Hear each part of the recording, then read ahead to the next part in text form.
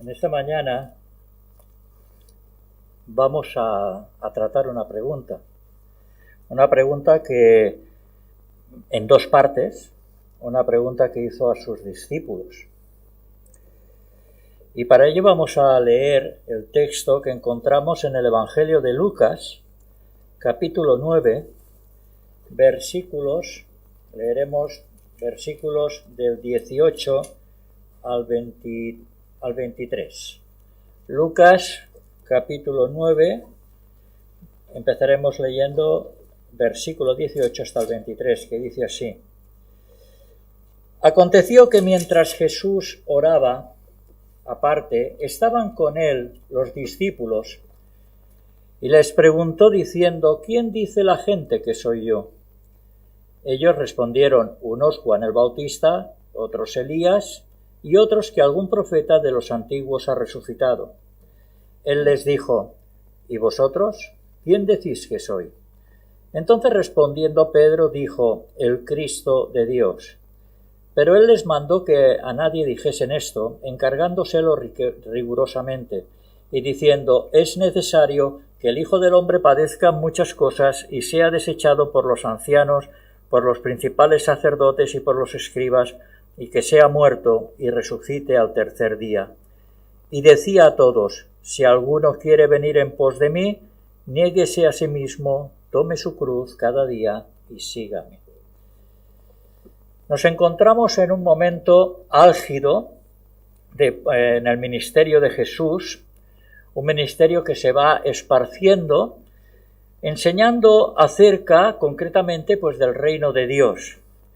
Por su notoriedad, no hace falta que vaya al encuentro de las gentes, porque las gentes van hacia él. Y van hacia él debido a que sus enseñanzas tienen algo especial, algo que les abre a ellos el deseo de escucharle.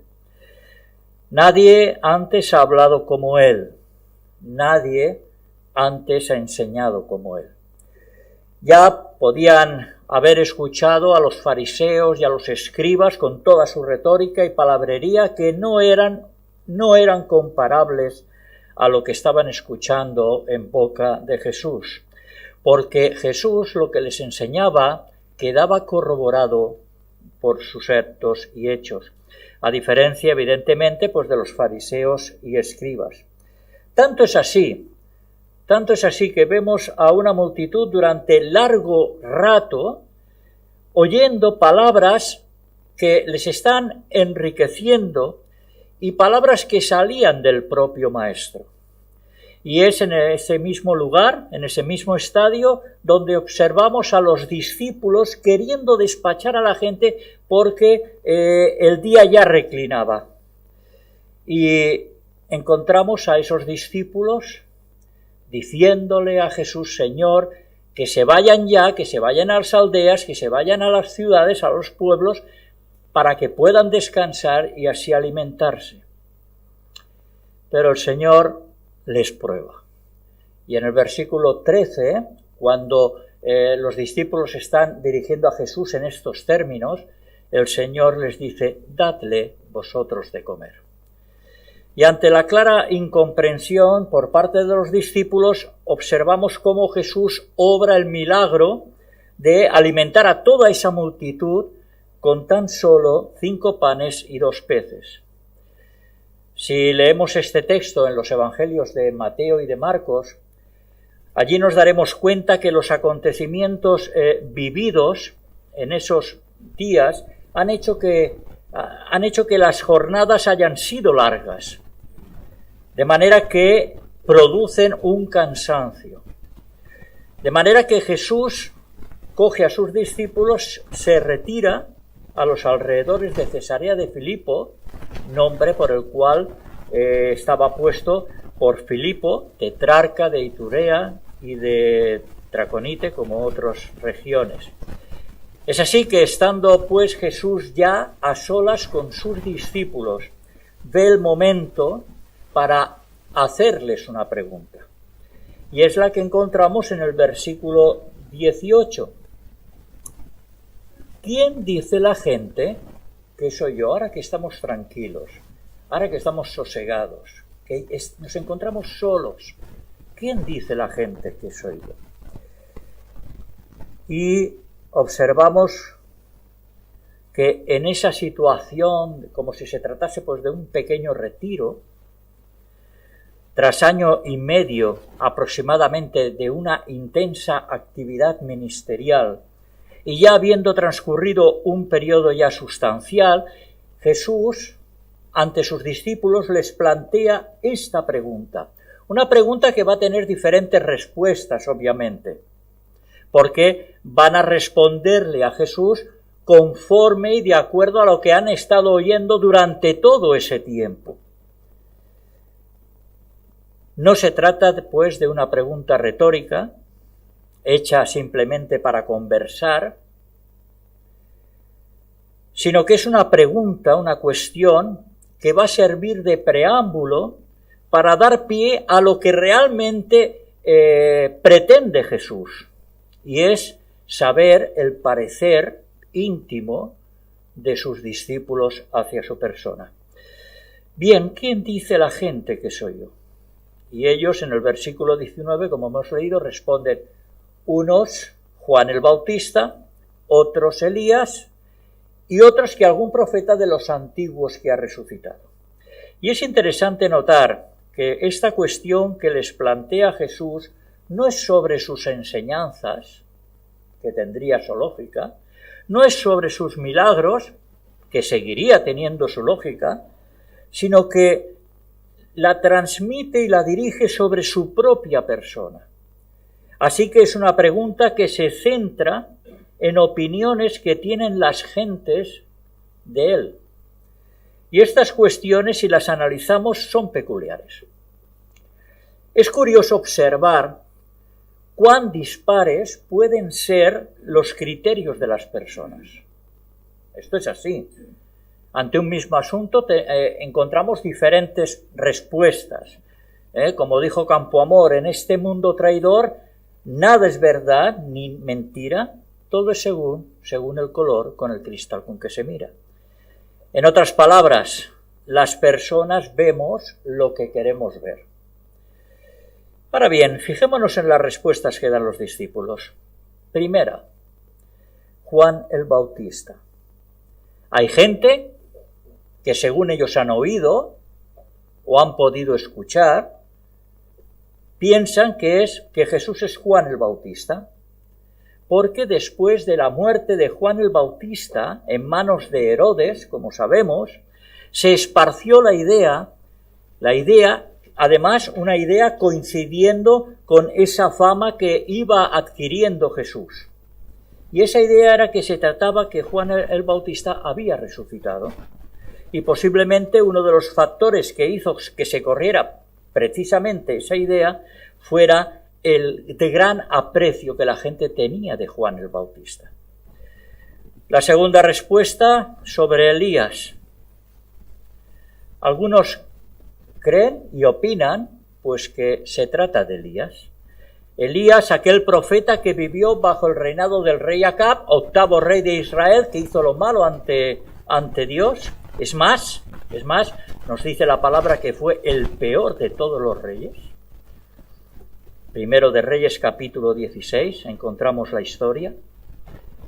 Y Elías que predijo que vendría una gran sequía. Y además, como conocemos, Elías es el que resucitó al hijo de la viuda de Sarepta. Pues bien, este pensamiento había surgido por cuanto Elías había sido arrebatado por un carro de fuego, creyendo que había llegado el cumplimiento de las palabras que encontramos y que había dicho el profeta Malaquías, capítulo 4, versículos del 4 al 6. Acordaos de la ley de Moisés, mi siervo, al cual encargué en Horeb ordenanzas y leyes para todo Israel. He aquí, yo os envío el profeta Elías, antes que venga el día de Jehová, grande y terrible. Él hará volver el corazón de los padres hacia los hijos, y el corazón de los hijos hacia los padres. No sea que yo venga y hiera la tierra con maldición. Esta es la segunda opinión que van escuchando, que es Elías.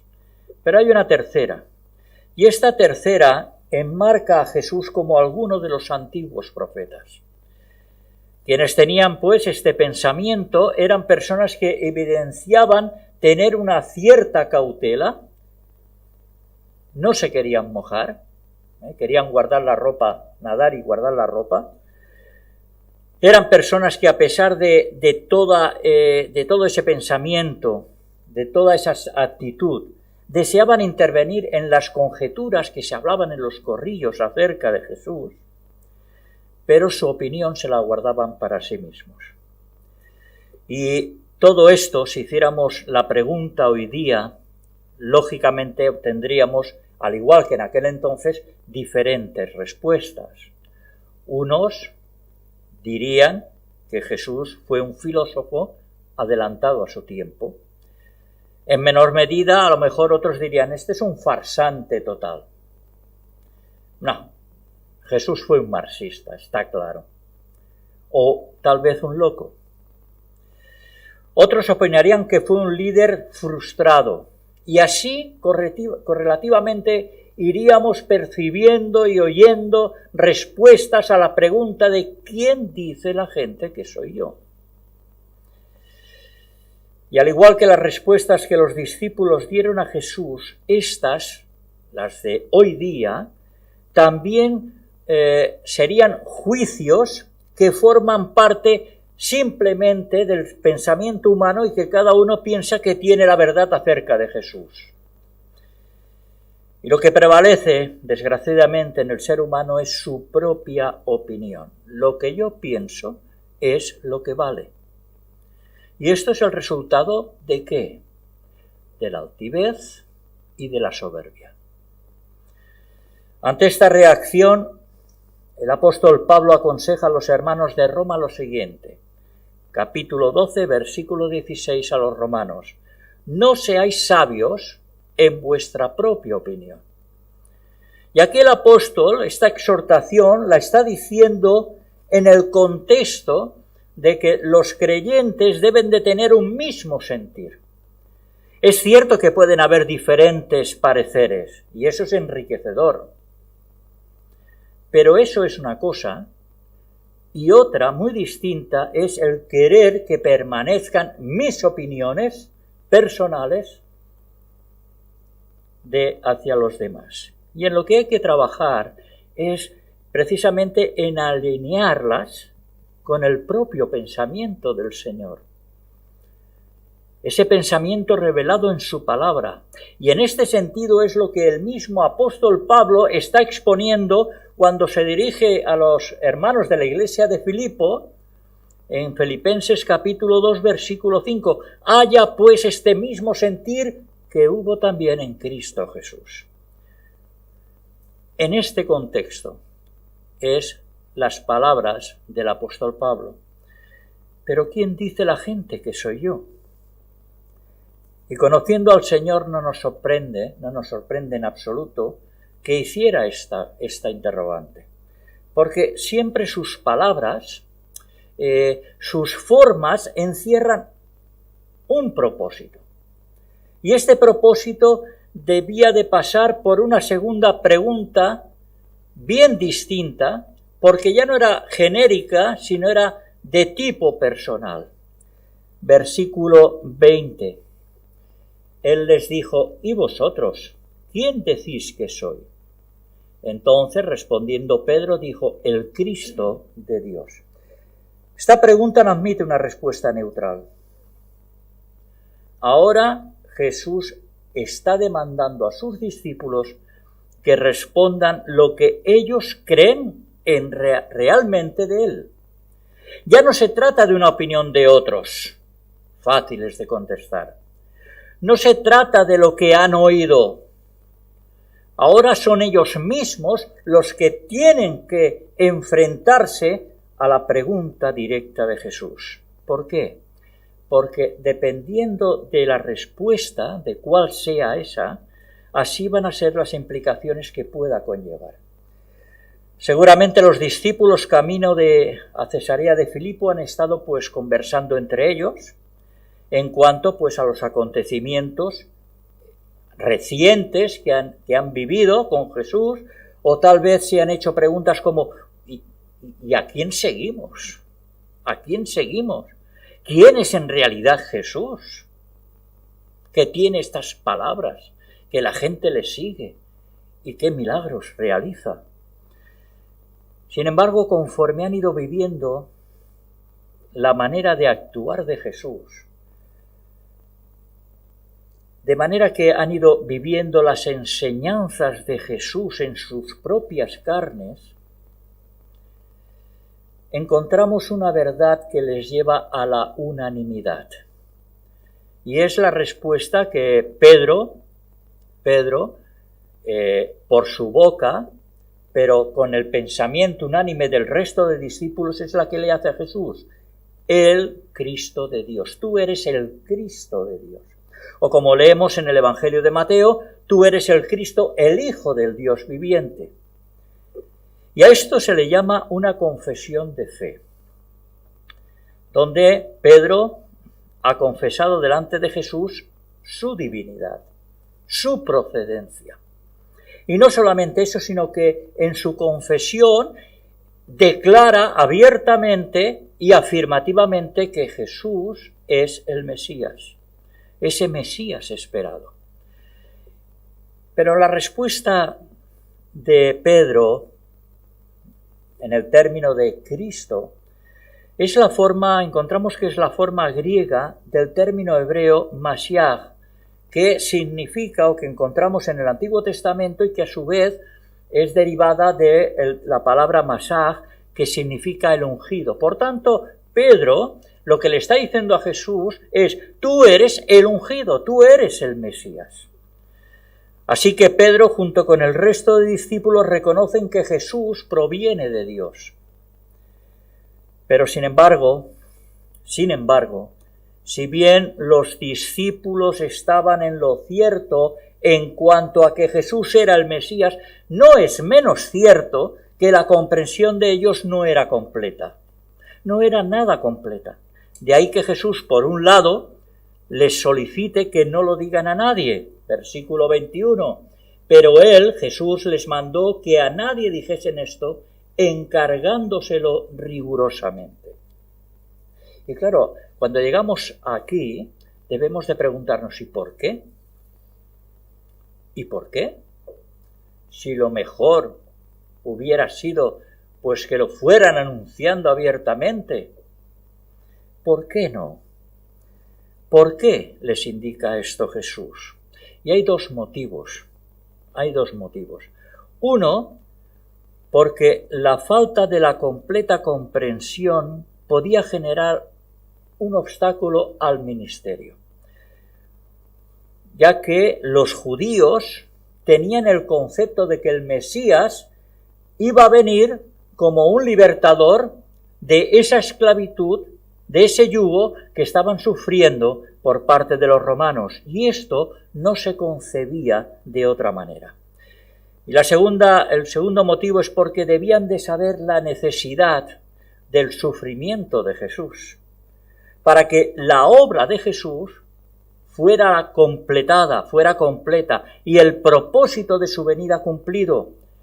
Dice el versículo 22, es necesario que el Hijo del Hombre padezca muchas cosas y sea desechado por los ancianos, por los principales sacerdotes y por los escribas, y que sea muerto y resucite al tercer día.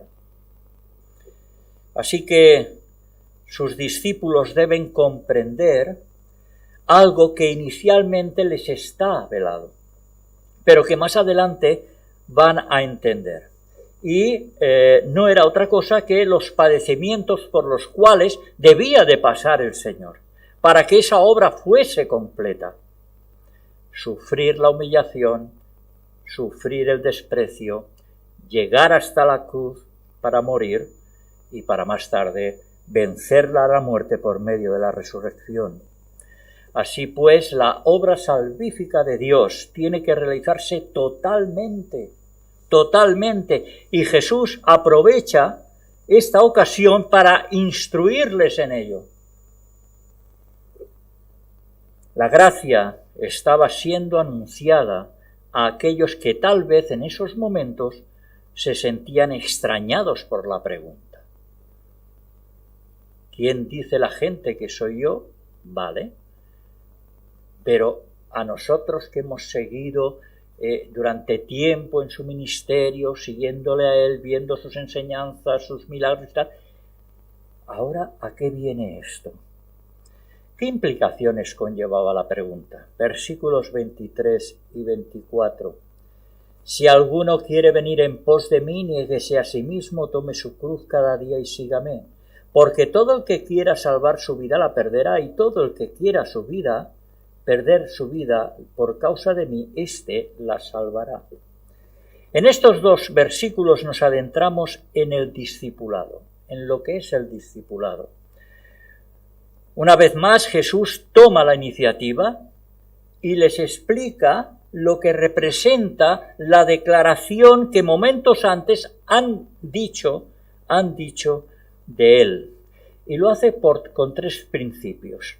El primer principio es que un verdadero discípulo debe estar dispuesto a dejar los deseos egoístas.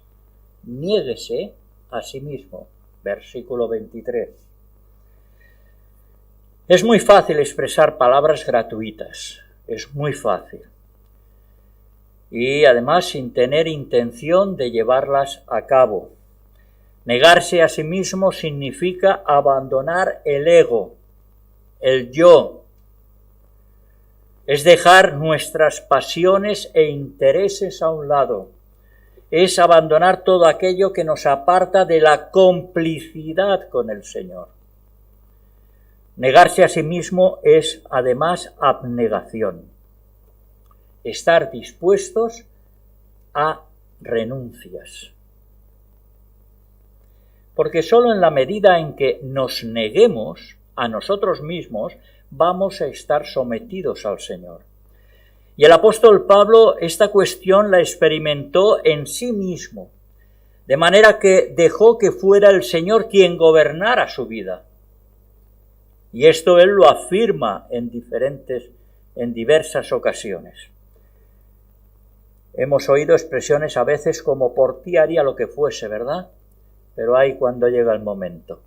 Cuando llega el momento supone dejar cosas y eso cuesta.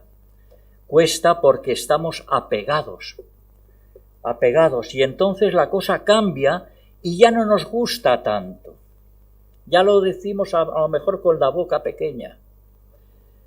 Pero ¿de qué cosas debemos desprendernos para seguir a Jesús?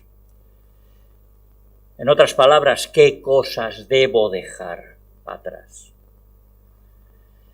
Y un creyente ha de abandonar todo aquello que le impida tener una buena relación con Dios. Aquellas actitudes que no benefician en nada y más bien impiden que se saboree la bondad de Dios. Es por eso que un paso importante es reconocer la soberanía de Dios. Imprescindible. Nuestra vida constantemente debe de estar reconociendo en todo la soberanía de Dios. Porque la soberanía de Dios está por encima de todos y de todo. Solamente así, de esta manera, se va a poder estar en disposición de asumir el compromiso que pide el Señor. Porque no se trata de una forma más de religiosidad. Se trata de vivir coherentemente con la fe que uno dice tener. Ahora bien, la petición de Jesús no implica que se deba abandonar la personalidad de uno, su identidad. Y el ejemplo más claro lo tenemos en la persona de Pedro, ¿verdad? Que él continuó siendo impetuoso, teniendo un carácter fuerte, ¿verdad? Él lo siguió teniendo, eso sí, con más sosiego, con más tranquilidad. A lo que el Señor llama es a cambiar la actitud del ego, del yo, y a ser humildes. Sin ánimo de protagonismos, Mirad lo que dice el apóstol Pablo, exhortando a los hermanos de la iglesia nuevamente de Filipos. Filipenses capítulo 2, versículo 3. Nada hagáis por contienda o vanagloria. Antes bien, con humildad, estimando cada uno a los demás como superiores a él mismo. El apóstol está haciendo un llamado a ser humildes y que la humildad prevalezca en la persona, sobre todo porque lo contrario va a desembocar en ambición, en soberbia, en orgullo, y todo eso es lo que hace que una vida quede arruinada. Y más triste es que esa vida arruinada arrastre a otras vidas y pueda arrastrar a la iglesia. En este sentido hay un caso que apareció, como todos conocemos, en la iglesia primitiva, con las personas de Ananías y Safira. Un egoísmo en sus vidas camuflado les llevó a la mentira. Y todos sabemos las consecuencias que tuvieron. Por el contrario, si se vive en humildad, en esa humildad que nos habla las Escrituras, si se vive en humildad, esta actitud lo que va a hacer va a ser el resultado contrario. Va a edificarnos y consecuentemente a edificar y fortalecer la iglesia. El segundo principio que encontramos en el texto es que un verdadero discípulo debe tomar su cruz. Nos dice, toma tu cruz cada día. ¿Qué intenta Jesús enseñar? Centrándonos en los discípulos, ellos iban con Jesús de un lugar a otro, como hemos dicho anteriormente, escuchando las enseñanzas que él impartía a las personas, a las gentes que se agolpaban alrededor suyo, y viendo los milagros. Sin embargo, les faltaba algo, y ese algo era que se involucrasen y que se identificasen con Jesús.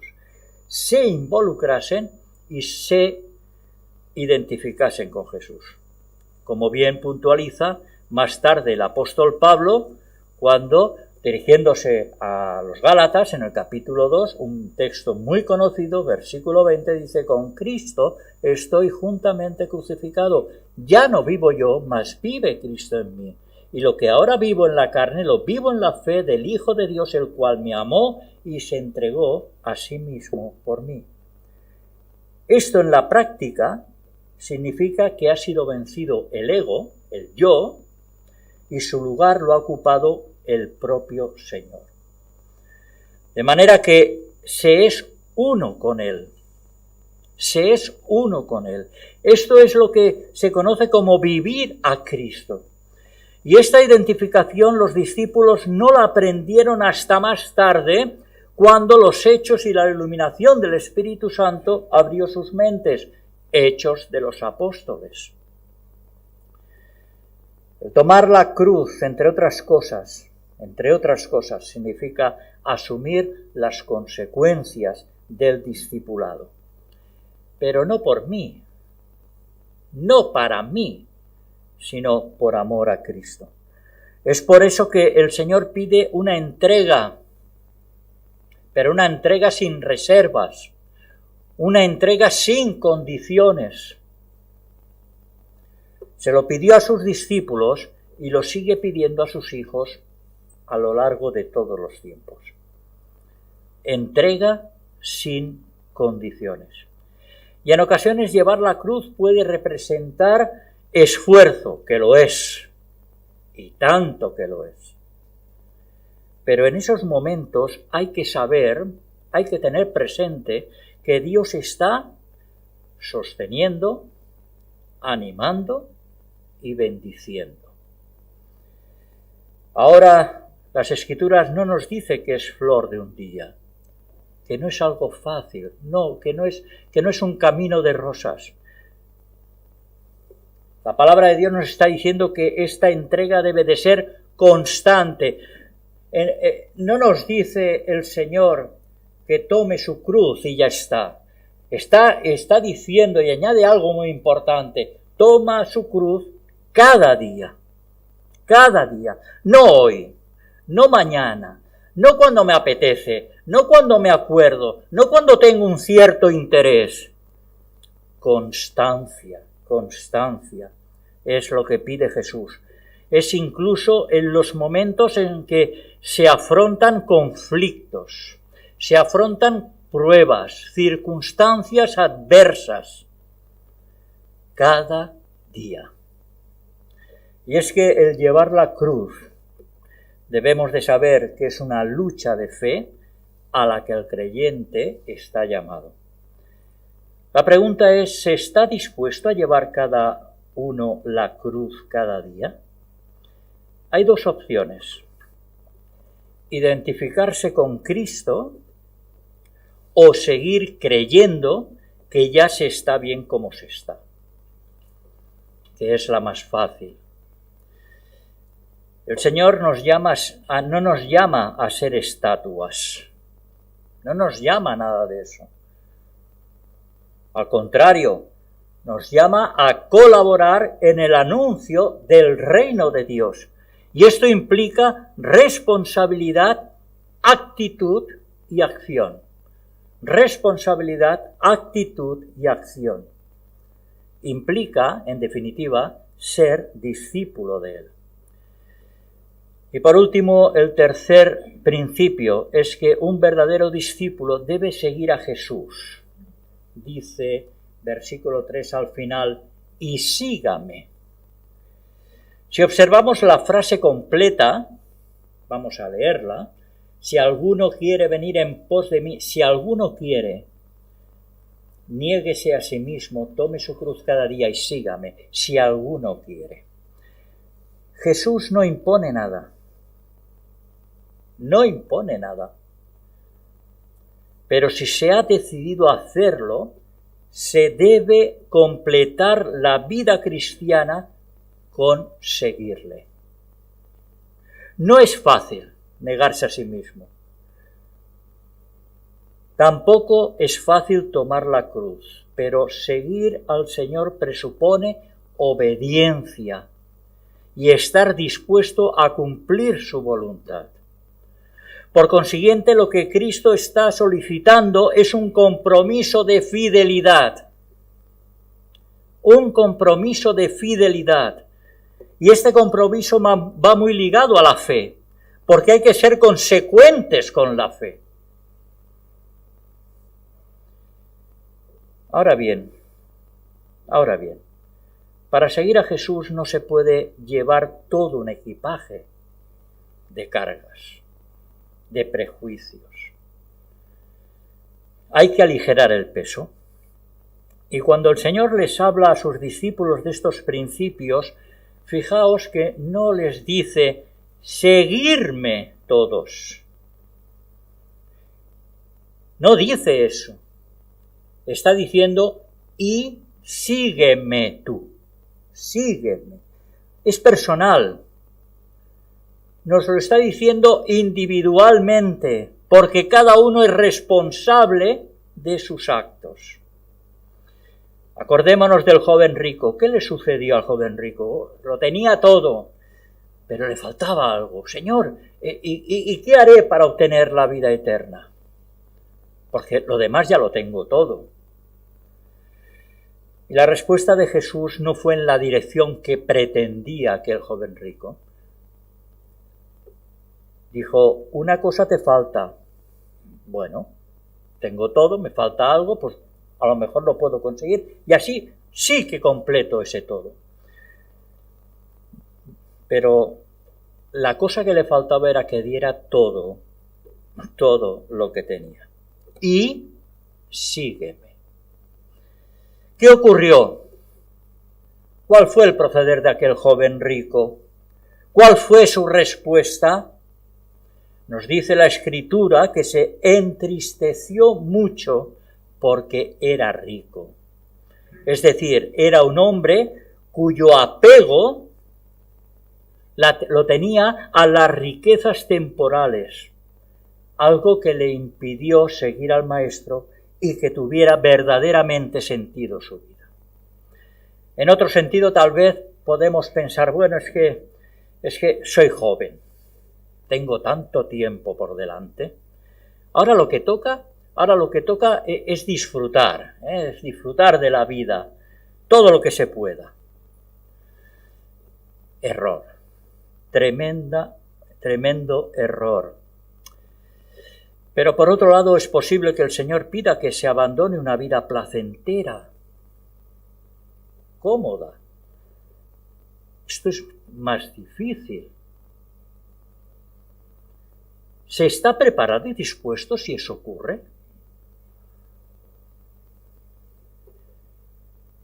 Encontramos al apóstol Pablo, fariseo de fariseos, que había estudiado a los pies de Gamaliel, un sabio, religiosamente hablando, lo tenía ya todo cubierto, todo tranquilo, comodidad,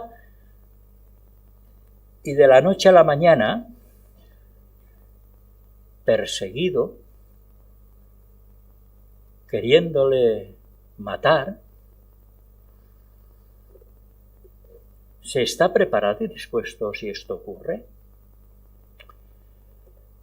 ¿Cuántas veces de insomnio? ¿Cuántas veces de preocupaciones? Esto es una reflexión que me hago. ¿Cuántos problemas ajenos cargados a la espalda por el principio de sígueme? Y esto no es agradecido. Y esto no es nada agradecido. Horas de sueño, preocupaciones ajenas, abandonar una vida profesionalmente tal vez cómoda, con una jubilación estable, y dejarlo porque el Señor llama a seguirle. ¿Se está preparado y dispuesto si eso ocurre? En el Antiguo Testamento encontramos a personas que su respuesta fue heme aquí. Es decir, Señor, estoy atento a tu llamado y dispuesto a lo que tú requieras y sin condiciones. Y sin condiciones. Y en el Nuevo Testamento observamos lo mismo. En las iglesias de antaño y en las iglesias de hoy día, menos mal que gracias a Dios sigue habiendo creyentes respondiendo. Pero ¿estamos preparados y dispuestos si eso ocurre? Todo empezó con una pregunta genérica, sin mayor problema, con una respuesta rápida. Pero seguidamente Jesús formuló la misma pregunta, pero a nivel personal. ¿Y vosotros? ¿Y tú? ¿Quién dices que soy? Y la respuesta puede tener dos vertientes. Una puede ir dirigida a la despreocupación, como hemos dicho, todavía no tengo tiempo, no es el momento, ¿verdad? No tengo prisa. Tengo otras prioridades antes. La otra es adquirir conciencia y ser coherentes con la fe que se profesa, asumiendo las implicaciones del discipulado: compromiso, fidelidad y entrega. La pregunta está en nuestro tejado. ¿Quién dices tú que soy yo? Que el Señor nos bendiga.